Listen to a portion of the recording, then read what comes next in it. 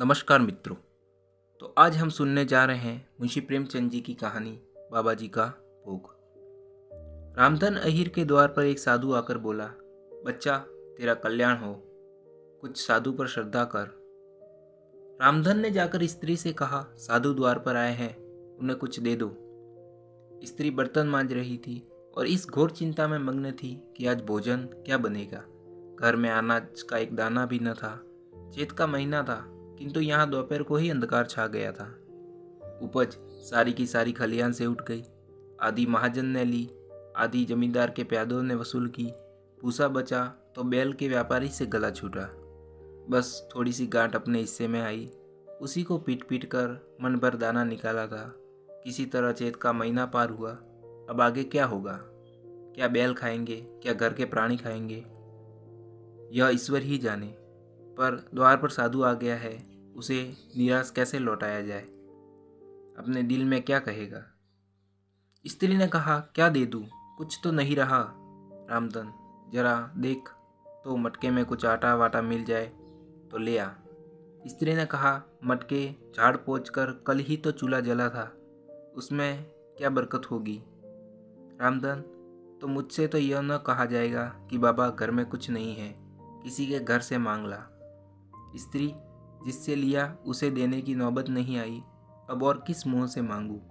रामधन, देवताओं के लिए कुछ अंगोवा निकाला है ना, वही ला दे आऊं। स्त्री, देवताओं की पूजा कहाँ से होगी। रामधन, देवता तो मांगने नहीं आते, समाई होगी करना, न समाई तो न करना।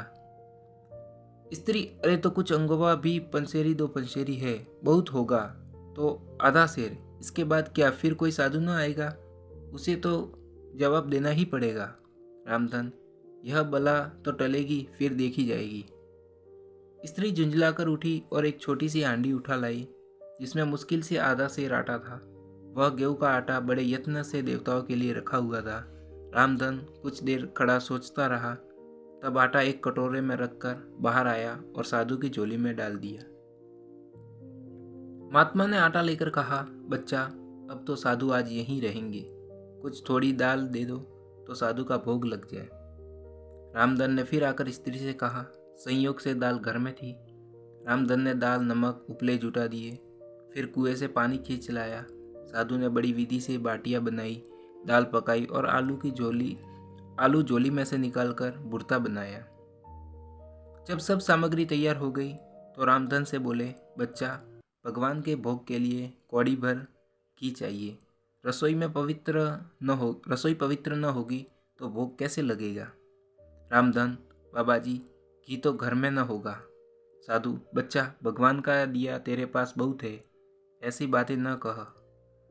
रामधन, महाराज मेरे गाय भैंस कुछ नहीं है, घी कहाँ से होगा। साधु, बच्चा भगवान के भंडार में सब कुछ है, जाकर मालकिन से कहो तो। रामधन ने आकर स्त्री से कहा, घी मांगते हैं, मांगने को भीख पर घी बिना कौर नहीं धंसता।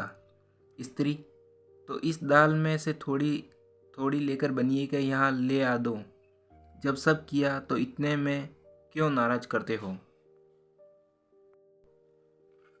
घी आ गया। साधु जी ने ठाकुर जी की पिंडी निकाली, घंटी बजाई और भोग लगाने बैठे। खूब तन कर खाया, फिर पेट पर हाथ फेरते हुए द्वार पर लेट गए। थाली बटली और कलछुली रामधन घर में मांजने के लिए उठा ले गया। उस रात रामधन के घर चूल्हा नहीं जला, खाली दाल पकाकर ही पी ली। रामधन लेटा और सोच रहा था, मुझसे तो यही अच्छे हैं।